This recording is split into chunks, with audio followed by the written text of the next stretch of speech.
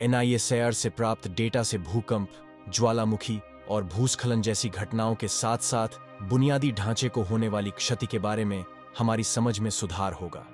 हम हमेशा इस पर ध्यान नहीं देते, लेकिन पृथ्वी की सतह का अधिकांश भाग निरंतर गति में रहता है। वैज्ञानिकों ने ज्वालामुखी, भूकंप, भूस्खलन और अन्य घटनाओं से जुड़ी भूमि की हलचल को ट्रैक करने के लिए उपग्रहों और भू आधारित उपकरणों का उपयोग किया है। लेकिन नासा और भारतीय अंतरिक्ष अनुसंधान संगठन इसरो के एक नए उपग्रह का उद्देश्य हमारी जानकारी को बेहतर बनाना और संभावित रूप से प्राकृतिक और मानव जनित आपदाओं के लिए तैयार होने और उनसे उबरने में हमारी मदद करना है। NISAR, NASA ISRO synthetic aperture radar mission हर 12 दिन में 2 बार पृथ्वी की लगभग सभी भूमि और बर्फ से ढकी सतहों की गति को मापेगा। NISAR के डेटा संग्रह की गति शोधकर्ताओं को इस बात की पूरी तस्वीर देगी कि समय के साथ पृथ्वी की सतह कैसे बदलती है।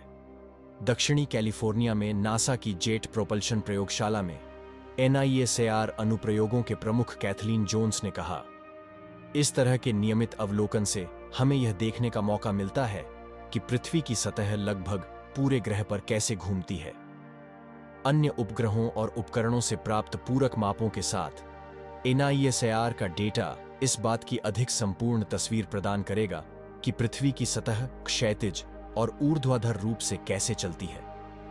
यह जानकारी पृथ्वी की पपड़ी के यांत्रिकी से लेकर दुनिया के किस हिस्से में भूकंप और ज्वालामुखी विस्फोट होने की संभावना है, सब कुछ बेहतर ढंग से समझने के लिए महत्वपूर्ण होगी। यह पता लगाने में भी मदद कर सकता है कि क्या तटबंध के हिस्से क्षतिग्रस्त हैं या भूस्खलन में कोई पहाड़ी हिलने लगी है। भारत से 2025 की शुरुआत में लॉन्च किए जाने का लक्ष्य रखते हुए यह मिशन सतह की 1 इंच के अंश तक की हलचल का पता लगाने में सक्षम होगा। पृथ्वी की सतह पर होने वाले परिवर्तनों की निगरानी के अलावा उपग्रह बर्फ की चादरों, ग्लेशियरों और समुद्री बर्फ की गति को ट्रैक करने और वनस्पति में होने वाले परिवर्तनों का मानचित्रण करने में सक्षम होगा। उस उल्लेखनीय विवरण का स्रोत रडार उपकरणों की एक जोड़ी है जो लंबी तरंग दैर्ध्य पर काम करते हैं। JPL द्वारा निर्मित एक L बैंड प्रणाली और इसरो द्वारा निर्मित एक S बैंड प्रणाली। निसार उपग्रह दोनों को ले जाने वाला पहला उपग्रह है। प्रत्येक उपकरण दिन और रात माप एकत्र कर सकता है और बादलों के माध्यम से देख सकता है, जो ऑप्टिकल उपकरणों के दृश्य को बाधित कर सकते हैं। L बैंड उपकरण जमीन की गति को मापने के लिए घनी वनस्पति में भी प्रवेश करने में सक्षम होगा। यह क्षमता विशेष रूप से ज्वालामुखियों या दोषों के आसपास के क्षेत्रों में उपयोगी होगी जो वनस्पति द्वारा अस्पष्ट हैं। कैलिफोर्निया के पासाडेना में कैलटेक में मिशन के लिए अमेरिकी ठोस पृथ्वी विज्ञान प्रमुख मार्क सिमंस ने कहा, NISAR उपग्रह हमें यह नहीं बताएगा कि भूकंप कब आएगा। इसके बजाय यह हमें यह समझने में मदद करेगा कि दुनिया के कौन से क्षेत्र महत्वपूर्ण भूकंपों के लिए सबसे अधिक संवेदनशील हैं। उपग्रह से प्राप्त डेटा से शोधकर्ताओं को यह जानकारी मिलेगी कि दोष के कौन से हिस्से भूकंप उत्पन्न किए बिना धीरे धीरे आगे बढ़ते हैं और कौन से हिस्से एक साथ बंद हैं और अचानक खिसक सकते हैं। कैलिफोर्निया जैसे अपेक्षाकृत अच्छी तरह से निगरानी वाले क्षेत्रों में शोधकर्ता NISAR का उपयोग उन विशिष्ट क्षेत्रों पर ध्यान केंद्रित करने के लिए कर सकते हैं जो भूकंप उत्पन्न कर सकते हैं। लेकिन दुनिया के उन हिस्सों में जहां अच्छी तरह से निगरानी नहीं की जाती है, निसार माप नए भूकंप प्रवण क्षेत्रों को प्रकट कर सकते हैं। और जब भूकंप आते हैं तो उपग्रह से प्राप्त डेटा शोधकर्ताओं को यह समझने में मदद करेगा कि उन दोषों पर क्या हुआ जो फट गए।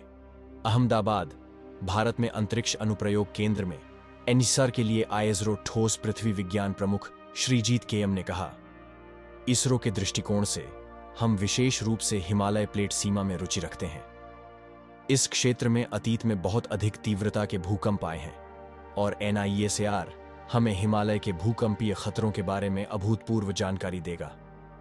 ज्वालामुखी शोधकर्ताओं के लिए भी सतह की गति महत्वपूर्ण है, जिन्हें समय समय पर नियमित रूप से एकत्रित किए जाने वाले डेटा की आवश्यकता होती है ताकि भूमि की हलचल का पता लगाया जा सके, जो विस्फोट के अग्रदूत हो सकते हैं।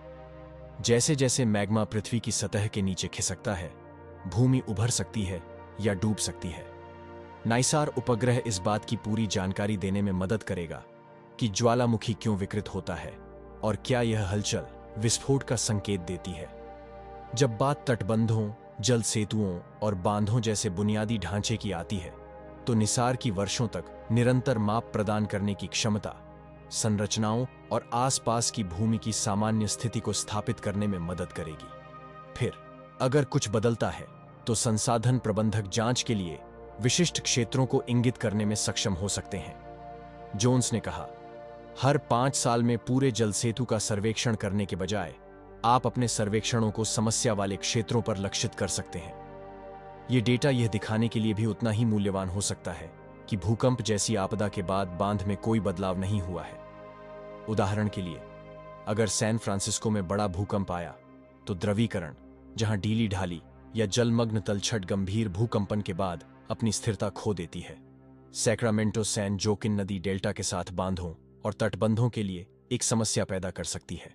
जोन्स ने कहा, 1000 मील से ज्यादा लंबे तटबंध हैं। आपको उन सभी को देखने के लिए एक सेना की जरूरत होगी। नाइसार मिशन अधिकारियों को अंतरिक्ष से उनका सर्वेक्षण करने और क्षतिग्रस्त क्षेत्रों की पहचान करने में मदद करेगा।